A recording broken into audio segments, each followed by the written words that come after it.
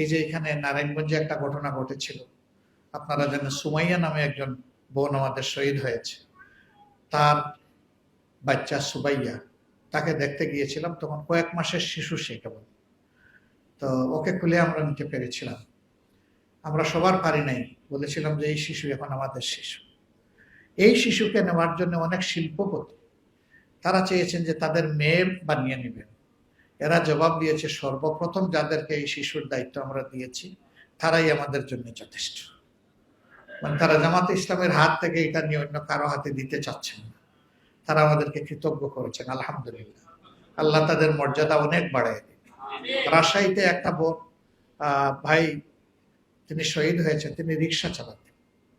তো তার পরিবারে গিয়েছিলাম, তার ভাইয়েরা, তার মা এবং শহীদের স্ত্রী তারা এসেছিলেন।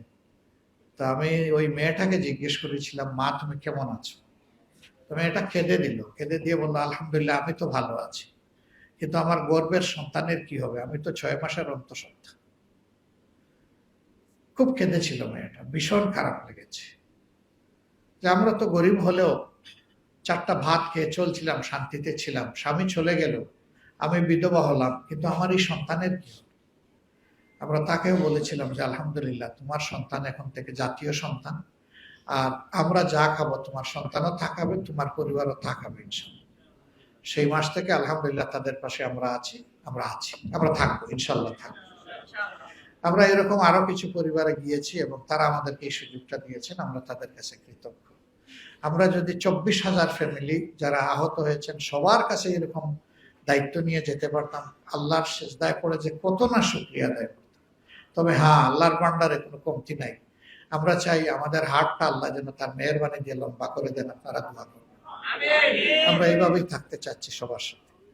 আমরা এই দেশটাকে একটা ভালোবাসার দেশ, একটা বরকতময় দেশ, একটা মর্যাদার দেশ হিসেবে আমরা গড়ে তুলতে চাই। এই জন্য শিক্ষার জায়গাটায় আমরা ইনশাল্লাহ সবার আগে হাত দিব, যদি আল্লাহ কোনোদিন আমাদেরকে সুযোগ দেন।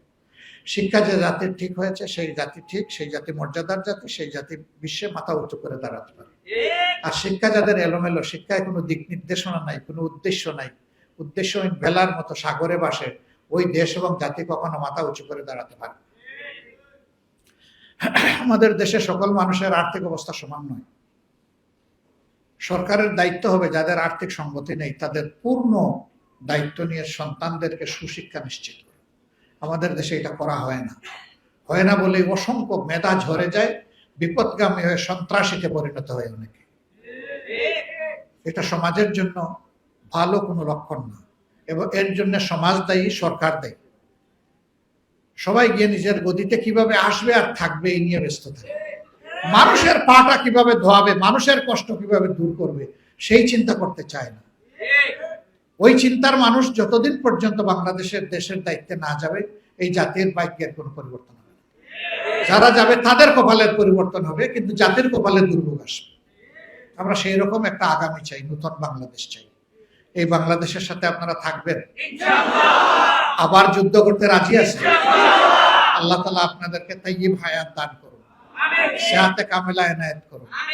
শহীদদেরকে আল্লাহ তাআলা আল্লাহর একান্ত মর্যাদার বান্দা হিসেবে, বান্দী হিসেবে কবুল করুন।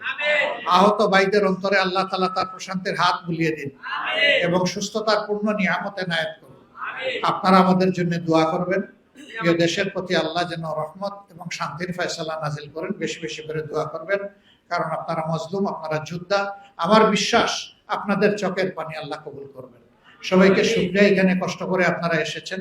আসসালামু আলাইকুম ওয়া রাহমাতুল্লাহি ওয়া বারাকাতুহু।